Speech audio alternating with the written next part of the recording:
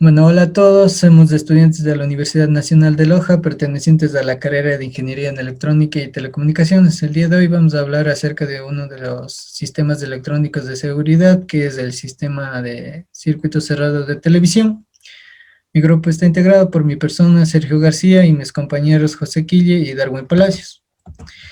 El sistema electrónico de seguridad, pues básicamente este sistema hace referencia a cualquier circuito electrónico que pueda realizar las operaciones de seguridad, tales como lo que es el tema de vigilancia, el de control de acceso o de alarma, y que tienen estos como objetivo proteger lo que son los inmuebles, los bienes y a sus habitantes, ¿sí? El tema de circuitos cerrados de televisión, esta tecnología conocidas por sus siglas de CCTV, ¿sí? Esta es una tecnología de videovigilancia diseñada para supervisar una diversidad de ambientes y actividades, como se ve en la parte derecha.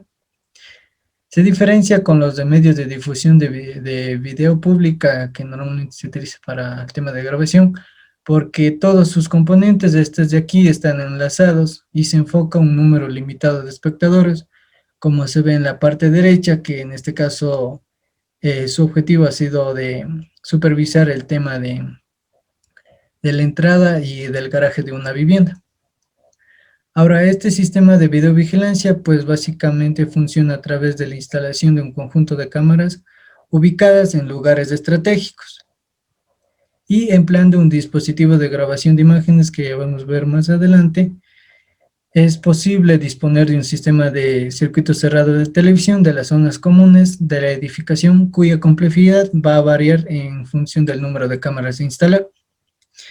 Ahora, este sistema actual, pues básicamente de seguridad, ha evolucionado hacia lo que es llamado ahora actualmente telecontrol. Y las soluciones del telecontrol actuales, pues se estructuran en elementos básicos, tales como son las cámaras, el servidor de captura, el almacenamiento y transmisión, la red de comunicación y el equipo receptor y de control, que vamos a ver en la siguiente diapositiva. Como había dicho, el tema de telecontrol pues está formado de diferentes elementos o componentes, como es de la cámara. La cámara, pues su función principal va a ser la de captar las imágenes y transmitirlas a un servidor de captura. Estas cámaras pues pueden ser fijas o motorizadas, excepto que reducen su tamaño y potencias dependiendo del modelo. Las imágenes o el video que pueden capturar pues la pueden realizar ya sea imágenes de blanco y negro y en color, y estas pueden estar ubicadas ya sea en interiores o en exteriores en algún lugar que se vaya a instalar. Entonces, una vez almacenadas estas imágenes, estas de aquí van a ser transmitidas como datos hacia un receptor, ¿sí? Ubicado todo a lo lejos que se desee. Esto va a depender del tipo de medio que se utilice, ya sea inalámbrico o alámbrico, pues es posible emplear cualquier tipo de red de comunicación. Ahora, el último eslabón, que es la parte de, de esta parte que se ve en la parte inferior, lo conformará el equipo receptor. Este se compone de un ordenador personal y de un router o equipo de adaptación a la red de comunicaciones que haya sido elegida. Decimos que va a estar colocado un router.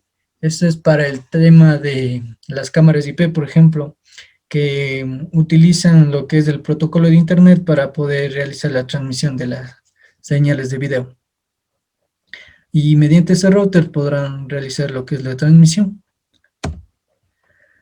Ahora, lo que son las señales de video, pues estas van a estar formadas por un número de líneas agrupadas en varios cuadros, y estos a la vez van a ser divididos en dos campos. Uno va a aportar lo que es la información de la luz y el otro el color de la imagen, ¿sí? Además de esta señal consta de la luminancia, que básicamente esta es una componente que contiene la información de la luz o brillo. La crominancia, en cambio este de aquí contiene las informaciones del color. La del sincronismo, este me va a indicar cuándo comienza y cuándo termina cada línea en que se compone la imagen, ¿sí? Ahora, la amplitud, pues básicamente de esta señal va a estar entre los menos 0.3 voltios, que es como se ve aquí en esta imagen, va a ser del nivel inferior de sincronismo, ¿sí? Hasta lo que son los 0.7 voltios, ¿sí?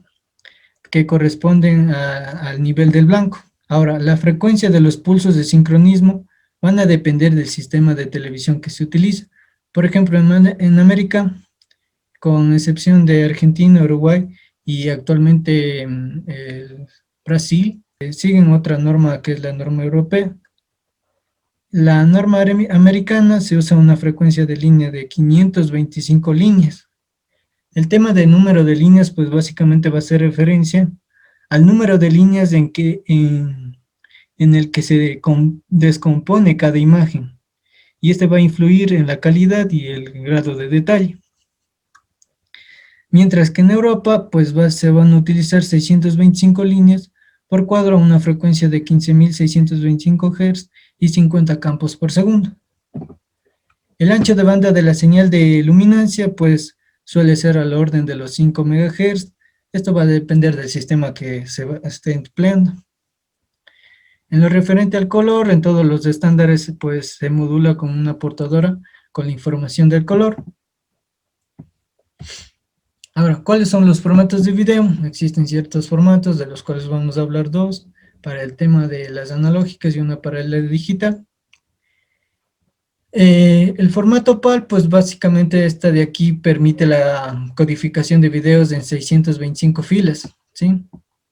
En 625 filas, de las cuales solo se van a muestrar 576, porque las restantes se van a utilizar para el tema de sincronización, y toda esta codificación pues se realiza a una frecuencia de 25 imágenes por segundo con un formato de 4/3, que sería el ancho y el alto de la imagen, ¿sí? Pero cabe recalcar que no obstante a las 25 imágenes por segundo, muchas personas perciben ciertas intermitencias en la imagen. Por lo tanto, como no es posible enviar más información, pues básicamente debido a lo que es la limitante del ancho de banda, estas imágenes, pues la información se suele dividir en ciertas líneas, en líneas pares, como se ve acá arriba, en líneas pares, en líneas impares, y estos a la vez se combinan, que formarán lo que es la imagen completa. Eso es en cuanto al tema de las 25 imágenes por segundo. Ahora, el otro formato es el NTSC, que en cambio utiliza un sistema de 525 filas entrelazadas a 30 imágenes por segundo, ¿sí? Es decir, a una frecuencia de 60 Hz. Ahora, la fluidez de este video, pues básicamente se va a caracterizar por el número de imágenes y este va a estar expresado en fps. Por ejemplo, para el estándar PAL, que normalmente este de aquí se utiliza en Europa, ¿sí? Se especifica 25 fps, mientras que el NTSC se especifica 29.97 fps, que sería el número de imágenes por segundo. Ahora, en cuanto a lo digital, pues el video digital consiste en mostrar una sucesión de imágenes, como se ve en esta parte inferior, ¿sí? Es una sucesión de imágenes digitales a una frecuencia determinada, especificando así el número de bytes. En este caso va a especificar el número de bytes mostrados o transferidos por unidad de tiempo. De esta manera, lo que pasa es que la frecuencia necesaria para mostrar un video, que va a estar dado, como ya había dicho, en bytes por segundo, equivale al tamaño de la imagen multiplicado por el número de imágenes por segundo. Ahora, entre los formatos de video más utilizados, pues están el JPG y el MPG. Ahora, para realizar el diseño de un sistema CCTV, se toman en cuenta los siguientes pasos. 1. Determinar el propósito del sistema CCTV. Este es un punto muy importante, puesto que nos va a ayudar a saber para qué vamos a diseñar el sistema el circuito cerrado de televisión, ya sea para supervisión, para seguridad, para, ¿sí? Para control de pérdidas por robo, ¿sí? También para supervisión y control de clientes y empleados, y eso. El otro paso sería, pues, básicamente definir las áreas que cada cámara visualizará, ¿sí? De preferencia tienen que ser, por ejemplo, en puntos elevados y estratégicos, para que pueda tener una visión panorámica de qué del área a vigilar. Ujú. El punto 3, pues, nos dice que debemos elegir la cámara cuyas características se adapte de mejor manera al medio. En este caso, por ejemplo, si nos ponemos un ejemplo, si se desea instalar ya sea cámaras en las afueras de una casa, es decir, en el exterior, deberíamos de elegir una cámara que soporte diferentes fenómenos tales como lluvia, sol o el viento. Este es en cuanto al punto número 3. Para el 4 nos dice que debemos determinar dónde se localizará el monitor para visualizar el sistema. Esto es por ejemplo, normalmente esto de aquí cuando se realiza circuitos de televisión, ya sea en empresas o en hogares, normalmente estas de aquí están colocadas en ciertos escritorios, sobre paredes. Y otro ejemplo podría ser en el caso en los autobuses mismo, por ejemplo, utilizan este sistema, algunos de esos utilizan este sistema, ¿sí? Y donde se localiza el monitor, pues básicamente es en el tablero del autobús, ¿sí? El punto número 5, pues nos dice que debemos determinar el mejor método para poder transmitir, ¿sí? Transmitir la señal de video de la cámara al monitor. Para esto de aquí, pues básicamente deberíamos elegir de varios folletos del sistema de circuito cerrado de televisión digital e irlos comparando, ver sus beneficios, costos y ver cuál de ellos se adapte de mejor manera a las necesidades del cliente. Ujú. Esto con respecto al punto número 5. También nos dice que debemos determinar el área de ubicación de control, ¿sí? Este sitio normalmente debe ser amplio, como para poder instalar lo que son los monitores y videos grabadores. Ahora, ¿cuáles son los componentes de este sistema de circuito cerrado de televisión? Dependiendo de la calidad y de la sofisticación del sistema, se pueden tener un gran número de elementos. Pero en general los sistemas principales son lo que son las cámaras, los medios de transmisión, como se ve a este lado, el de grabador, que ya vamos a ver más adelante, se utiliza una DVR para el almacenamiento, el monitoreo, valga la redundancia, se utilizan monitores, ¿sí? Y eso es en cuanto a los componentes de un sistema de circuito cerrado de televisión. Ahora, ¿qué son las cámaras? Como ya había dicho, las cámaras son las que nos ayudan a realizar la captura de las imágenes. Existen diferentes tipos de cámaras, ¿sí? Y de una manera simple se pueden clasificar de la siguiente manera. Las cámaras móviles, pues, son cámaras que permiten movimientos de lente, ya sea de arriba a abajo, de derecha a izquierda o viceversa, como se ve en esta parte de aquí. Esto es dependiendo del modelo que vayamos a utilizar. Otro tipo de cámaras son las cámaras fijas.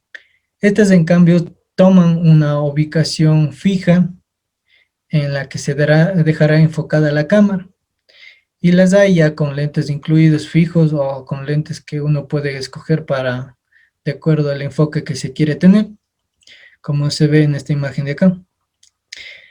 Otras cámaras que también se utilizan son las cámaras analógicas. Estas, en cambio, mediante esta tecnología se envía el video e imágenes a través del cable RG59, que habitualmente lo conocemos como el cable coaxial.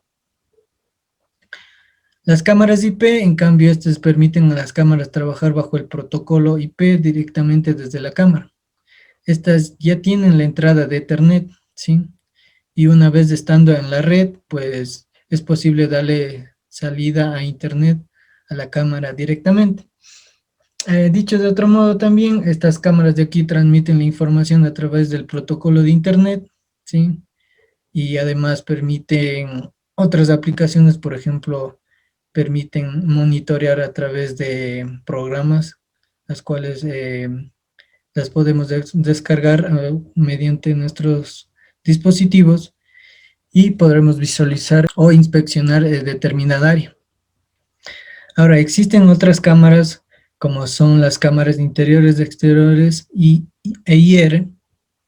Las de interiores, valga su redundancia, solo se instalan en los interiores, ya que estas de aquí no soportan condiciones de lluvia o sol. En cambio, las de exteriores no les afecta la lluvia, el sol y el viento, y estas de aquí son colocadas en los exteriores. Las cámaras IR, en cambio, son cámaras sensibles a la luz infrarroja. Esto es para poder tener imagen de noche con esta luz.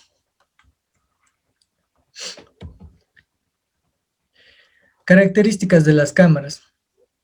Dentro de las características de las cámaras se puede mencionar las más resaltantes, y estas son la CCD, conocido como Charles Cloud Device. Este básicamente es un sensor o un dispositivo sólido fotosensible que es el encargado de recoger las imágenes en forma de luz y descomponerlas en colores primarios como son rojo, verde y azul. La otra característica es el formato de cámara. Este formato, pues básicamente, o el formato de una cámara estará determinado por el tamaño de ese sensor CCD. Por ejemplo, una cámara de formato de CCD de 1/3 de pulgada se refiere a la medida en forma diagonal en el elemento sensor, y dependiendo de ese tamaño, pues básicamente se va a definir el formato de la cámara. Por ejemplo, aquí como tenemos un ancho de 8.80 milímetros con un alto de 6.66. Al medir su diagonal, pues se ha obtenido una distancia de 11 milímetros, ¿sí? Estos 11 milímetros, pues va a corresponder a, a un formato de cámara que va a ser de 2/3 para este caso, y así para las demás. Otra de las características es el luz rating. Este de aquí permite o determina lo que es la cantidad mínima de luz que la cámara requiere para producir una señal de video con buena calidad. El otro, y este considero que es la más importante, pues básicamente este se refiere a la calidad de la imagen en función de qué, de los niveles o de las líneas de televisión, y se detalla en la siguiente tabla. Por ejemplo, por ejemplo, una cámara analógica CIF, pues aquí lo que nos dice que es capaz de obtener una imagen de 352 por 240 píxeles con una resolución de 84.480 píxeles. De igual forma, por ejemplo, un D1, ¿sí? Es capaz de obtener una imagen de 720 por 480 píxeles, una resolución de 345.600 píxeles.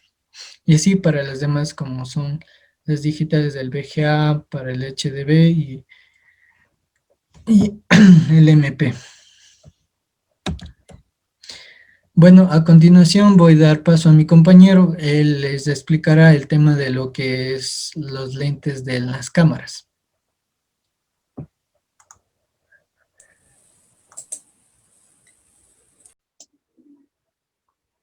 Bueno, siguiendo con los lentes, tenemos que hablamos principalmente de los lentes porque se requieren que las distancias al objeto de la cámara, así requiere conocer el alto, el ancho, y la toma que se requiere pues para definir apropiadamente nuestro lente. Ahora, hay lentes fijos con una sola medida de lente para enfocar y lentes varifocales que tienen un rango para poder ajustar el grado de apertura que puede ir hasta los 180 grados. Ahora, nosotros también tenemos algunas características puntuales, como sería la longitud focal, el foco o enfoque, el iris, el formato de los lentes, y empezaríamos hablando pues de nuestra longitud focal. Entonces, nosotros podemos llamar longitud focal a la distancia que está entre el CCD de la cámara y el primer cristal, dependiendo de la distancia pues a la que se califican los lentes. Y nuestro zoom out, que sería pues que a menos milímetros tenemos más campo de visión, y nuestro zoom in, que tenemos que a más milímetros tenemos un menor ángulo, pero tenemos una mayor distancia en zoom. Ahora, hablando del enfoque, focus o enfoque, tenemos que se realiza cuando se requiere ajuste de alguna imagen para obtener pues una señal mucho más clara de la distancia de enfoque o la apertura del iris. Y esto es lo que nos lleva al iris. El iris pues no es más que un dispositivo que ya es mecánico o puede ser, es decir, puede ser controlado manualmente o electrónicamente a través de la cámara. ¿Y qué es lo que controla? Controla la cantidad de luz que ingresa al centro de nuestro CCD. Entonces, si los cambios de luz son muy bruscos, se cierra automáticamente para no dejar pasar más luz o no dejar pasar tanta luz y así no comprometer la calidad de nuestra imagen. Siguiente. Ahora, tenemos los formatos de los lentes. Cada cámara, bueno, cada lente pues tiene su formato y estos no son formatos intercambiables. Es decir, lentes con formatos grandes no pueden ir en cámaras con formatos pequeños o viceversa. Lentes con formatos pequeños pues no pueden ir en cámaras de formato grande. Esto debido a que si nosotros utilizaríamos un formato pequeño para una cámara con un formato grande, tendríamos una visión tipo tubo a la salida, y si nosotros ocuparíamos pues un formato grande para una cámara pues con un formato de lente menor, tendríamos una visión que sería más o menos tipo zoom. Y tenemos ahí nuestra tabla de la relación entre el formato y longitud focal para determinar el zoom de una cámara. Ahora, habíamos dicho que existen dos tipos de lentes. Existen los lentes fijos y los lentes varifocales. Los primeros pues poseen una visión fija de 3.5 milímetros y funcionaría con todos los tipos de iris. Mientras que en los lentes varifocales lo que tienen es un lente que da una longitud focal variable. Es decir, que esta sí puede ir cambiando en función del zoom, que sea manual o automático. Ahora tenemos medio de transmisión. Como ya habíamos estudiado, bueno, como ya se había visto o como ya es de conocimiento, existen dos tipos de medio de transmisión, como serían los medios guiados y los medios no guiados. Dentro de lo que tenemos pues es el cable coaxial, cable UTP, fibra óptica, y dentro de medios no guiados tendremos lo que son enlaces, puntos de acceso, redes wifi, y pues a través de estos medios de transmisión nosotros podemos comunicarnos,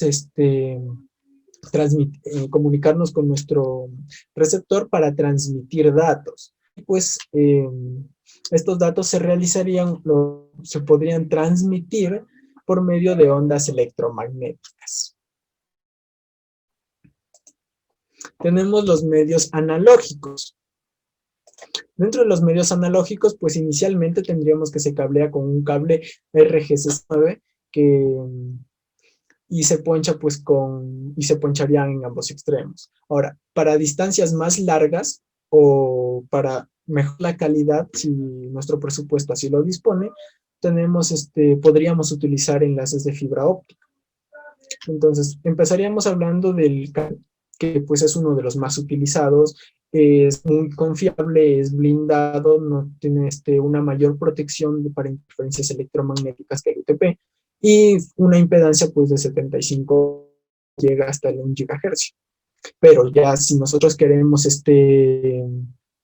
Si queremos implementarlo en una red que ya es existente, pues solo tendríamos que conectarnos a los nodos, pero para eso ya utilizaríamos cable UTP. Ahora, ahora al utilizar cable UTP o cable parcelado, lo que nos haría es que va a reducir los costos, reduciría mucho los costos, pero ya no tendríamos la misma velocidad. Y igual de nuestro cable cambiaría, ya no tendríamos los 75 ohmios, sino tendríamos pues unos 100 ohmios. Ahora, si nosotros queremos acoplar nuestro cable de par trenzado o cable UTP a nuestro cable coaxial, se utilizan unos dispositivos pues, que se conocen como Balun. Y lo que hacen estos Balun son transformar la impedancia de 75 ohmios a una impedancia de 100 ohmios, que sería una impedancia pues, de cable par trenzado. Dentro de cable par trenzado nosotros también tenemos categorías. Tenemos, por ejemplo, categoría 3, que tiene un ancho de banda de unos 16 MHz hasta 100 metros. Tenemos categoría 5, que ya tiene un mayor ancho de banda, 100 MHz, a unos hasta 100 metros. Tenemos la categoría 6, categoría 7, que pues ya sus anchos de banda son mucho mayores, 250 y 600 MHz. Y así respectivamente, tenemos estos medios de transmisión. Ahora pasamos a los medios inalámbricos. Ahora, tenemos que cubren bandas aproximadamente de entre 55 y 5.500 MHz. Son opcionales y tienen un gran alcance, de un centenar de kilómetros, pero el orden de las velocidades pues alcanzan velocidades de hasta 9.600 bps. Habitualmente estos serían cámaras que se ubican de una manera lejana, en una zona lejana, y si estas se configuran pues dentro del alcance de la red de nuestro acceso Wi-Fi. Ahora, uno de los grandes inconvenientes de estos medios inalámbricos es su gran costo, y es por eso pues que este tipo de conexiones más se aplica a lo que es al sector industrial. Seguimos con videograbadoras digitales.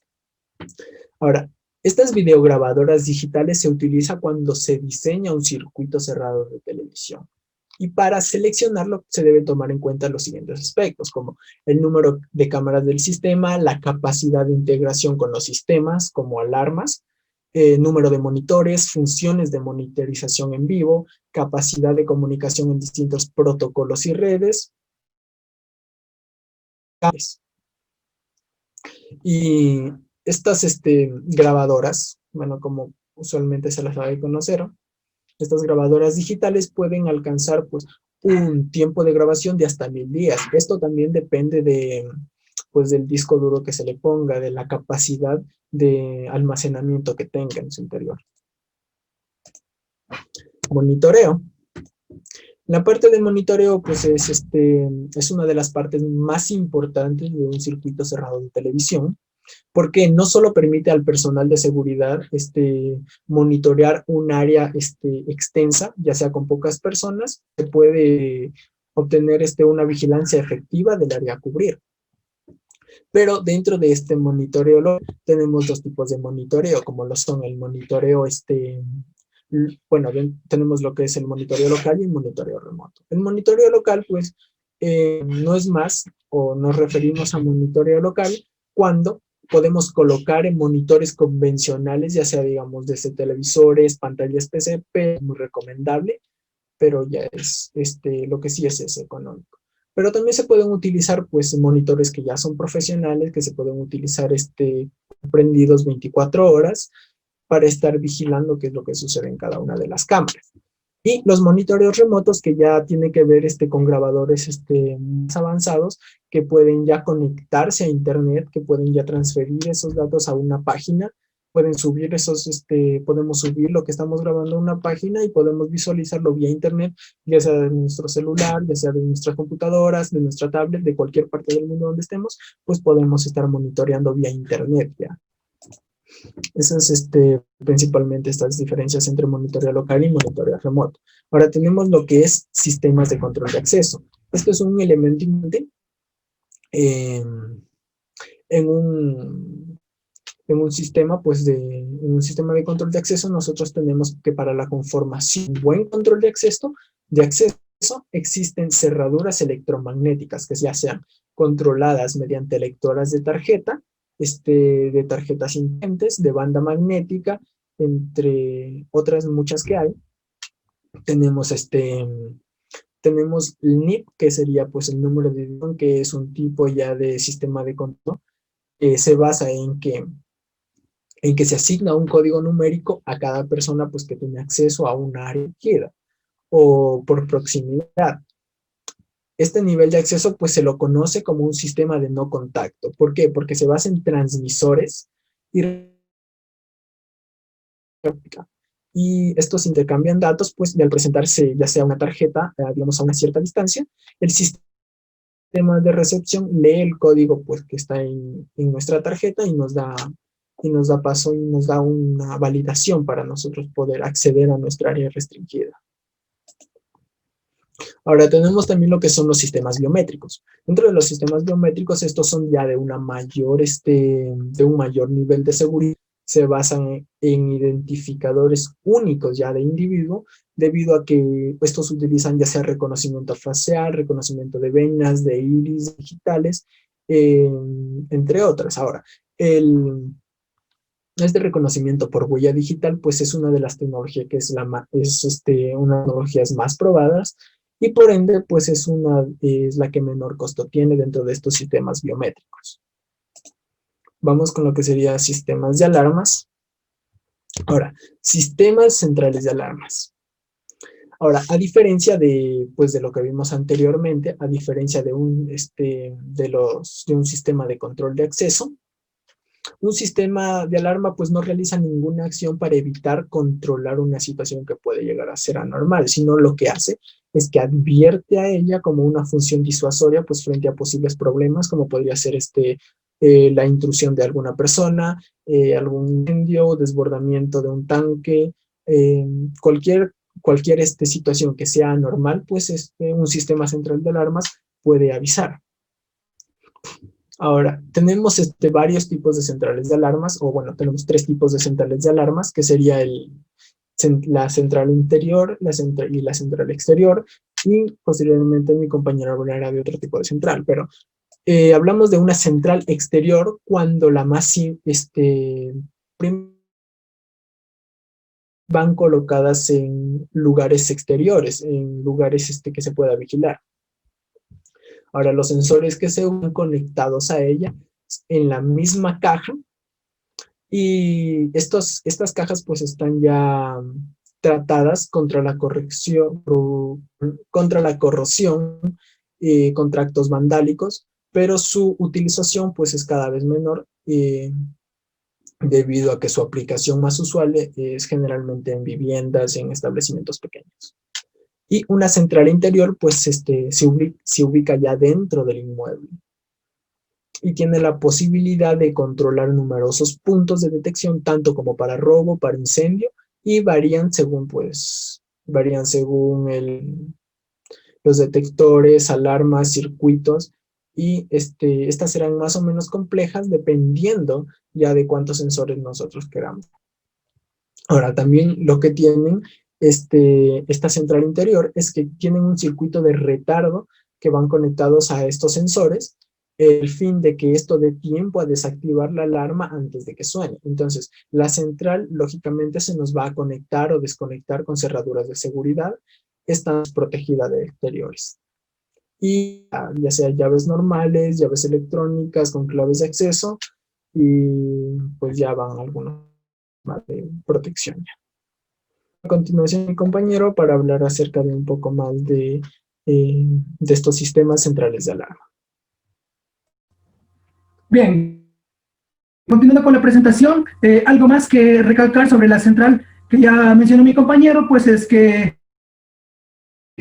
este tipo de central exterior nos va a ofrecer ciertas posibilidades que son muy importantes, entre ellas la comunicación con la central receptora de alarma, una instalación con líneas balanceadas, avisos de situación de atraco y también un circuito. Ahora les voy a central selectora de zonas. Bien, este tipo de central selectora es muy similar a la anterior que ya explicó mi compañero. Y bueno, aquí la principal diferencia es que se ofrece la posibilidad de diferenciar los distintos sectores según sus zonas específicas. Pero esto que nos va a permitir, pues nada más que permite, por ejemplo, a un vigilante va a permitir saber en qué zona específica se ha producido o ha accionado una alarma. Y también le permitiría conocer en el detector exacto que se ha activado. Estas acciones, pues, en sí lo que van a hacer es permitir actuar con mayor certeza, con mayor seguridad, con la revisión de las alarmas. Este tipo de central selectora es una central muy robusta que puede ofrecernos también unas posibilidades, entre ellas la comunicación con la central receptora de alarmas, la programación por zonas, todas ellas pueden ser distintas, el circuito de protección Tamper, general, o también puede ser por zonas, ofrece también una conexión a zonas multiplexadas y una conexión de varios teclados. Siguiente, por favor.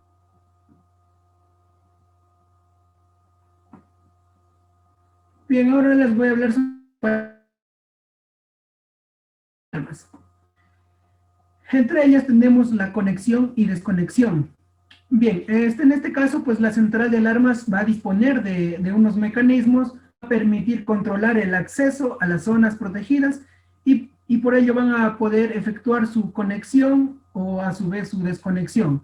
Esto puede ser de diferentes tipos, como puede ser utilizar una llave de seguridad, utilizar una tarjeta codificada o un teclado, que creo que eso ya lo conocemos o por lo menos alguna vez lo hayamos visto.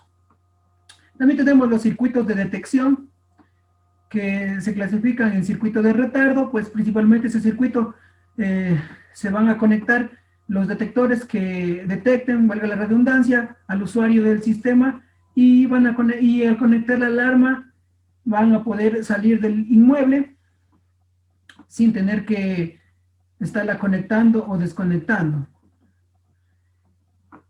Y bien, este circuito solo nos dice que va a funcionar con el sistema que ya esté conectado. Circuito instantáneo. Bien, aquí se van a conectar todos los detectores que no estén activados por el usuario al poner en marcha o al desconectar a su vez el sistema. En este momento nos dice que el detector o los detectores que estén conectados a este circuito van a poder detectar alguna anomalía y el sistema posteriormente se accionará.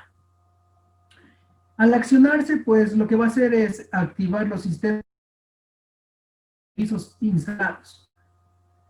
Y por último, el circuito Tamper, pues que nada más tiene la finalidad de garantizar que se puedan producir un sabotaje o una manipulación en algún parte del sistema. Como por ejemplo, podríamos decir que esto se debe al arrancar una sirena o al abrir a hacer disparando una alarma. Bien, este circuito tiene distintas zonas, entre ellas está la zona que nos dice que es un circuito cerrado donde se han instalado y se han conectado en serie algunos de los detectores. Aquí se van a diversificar las zonas para que en el momento de su activación nosotros poder conocer el lugar exacto, ¿sí? De donde se está realizando. La zona que está instalado en cada detector y bien, este sistema nos va a permitir simplificar de forma considerable la instalación, por lo que resultará mucho más económico.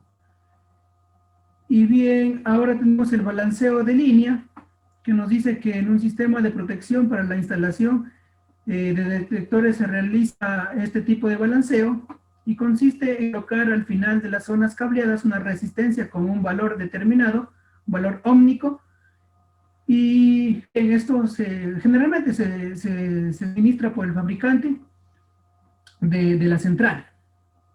Y esta resistencia pues se coloca en serie con los detectores. De esta manera permite cerrar ya el circuito. En un sistema ya en la práctica se dice que es inaboteable, ya que un posible intruso no pueda saber el valor de esta resistencia. Y bueno, al no saber, pues este valor no se le será muy difícil hacer algún cambio en esta parte de la resistencia. O aunque lo haga, también pues el momento que lo haga, pues es un aviso, ¿sí? Un aviso, y lo cual accionará una alarma. Ahora tenemos la programación por tiempos, que nos permite programar los tiempos de activación de las zonas. Estos tiempos pueden programarse en zonas de activación instantánea, en las que por necesidad de desactivar o activar también una alarma. Para esto, determinado tiempo. Bien, este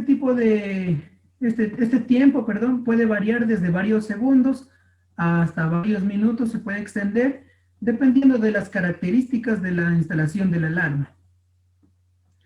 Bien, ahora el aviso de situación de atraco por coacción nos dice que en algunas instalaciones que tengan riesgos de atracos se suele instalar algunas centrales que no solo van a posibilitar la activación manual de atraco, que dan aviso a la central receptora de alarmas al instante, sino que además van a prever situaciones intermedias como un preaviso de alarma.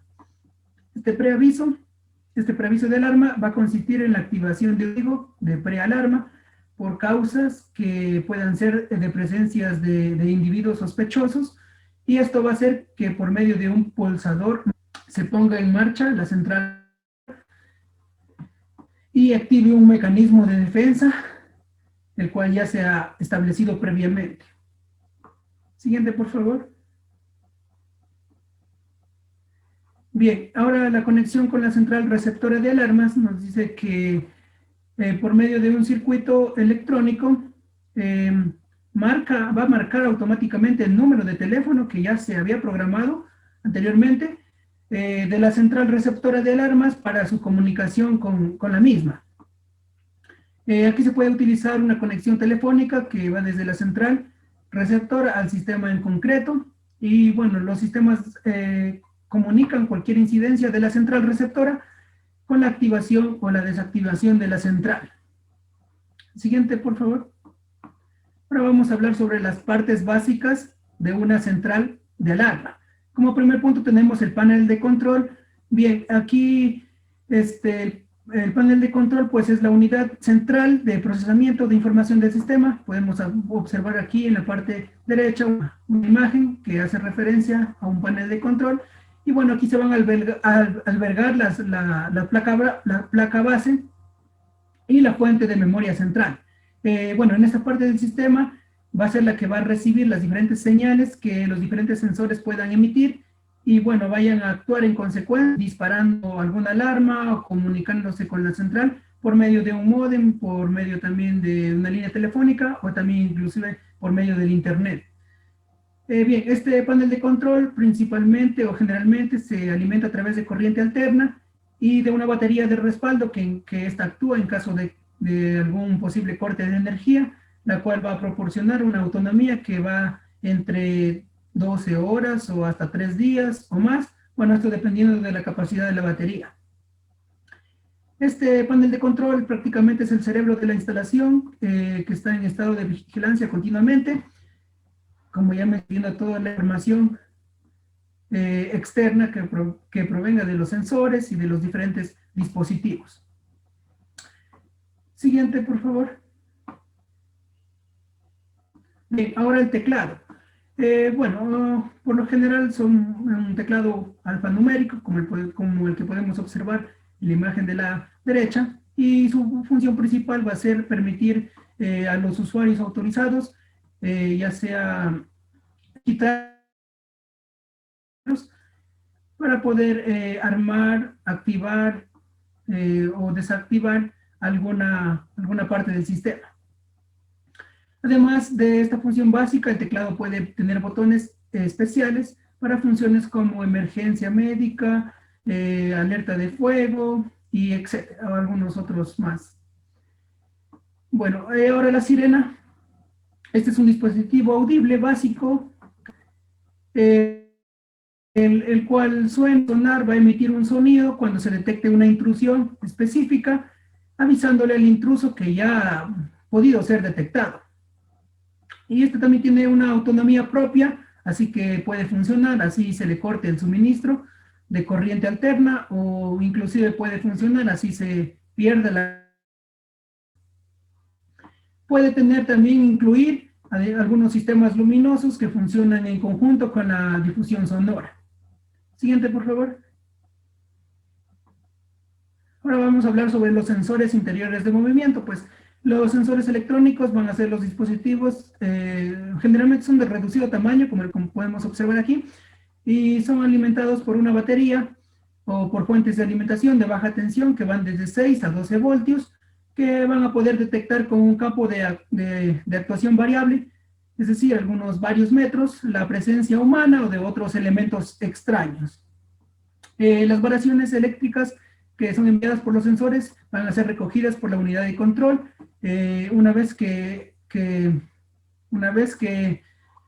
estas, que estos avisos sean detectados, pues darán lugar a una activación de los sistemas de sound, pueden ser ópticos o acústicos. Bien, en este sentido van a existir sensores infrarrojos de microondas o fotoeléctricos que van a poder detectar cambios de temperatura y movimiento, y si estos sensores van a detectar alguno de los dos parámetros mencionados, se va a activar el sistema y va a disparar una alarma. Bien, los sensores magnéticos, pues los sensores son más conocidos o se utilizan para detectar la proximidad, y se caracterizan por la posibilidad de poder detectar objetos a grandes distancias. Y bueno, estos también son muy pequeños en tamaño, estos sensores, y detectan imanes para poder luego... Estos sensores son los que forman un circuito cerrado mediante un imán y un contacto de relé muy sensible, que es muy sensible para campos magnéticos, así sean muy pequeños, y bueno, al separarse cambia el estado de este interruptor termomagnético o relé, que cambia de normalmente cerrado a normalmente abierto, o también viceversa, señal de alarma. Siguiente, por favor. Ahora vamos a ver el detector de humo. La anterior, por favor. Bien, el detector de humo, como podemos observar aquí, tenemos un ejemplo. Y bien, son dispositivos que van a detectar el humo, pues principalmente, que se genera posiblemente por un incendio. Detectores son accionados mediante sensores de calor o de humo que utilizan sistemas, principalmente los sistemas capacitivos,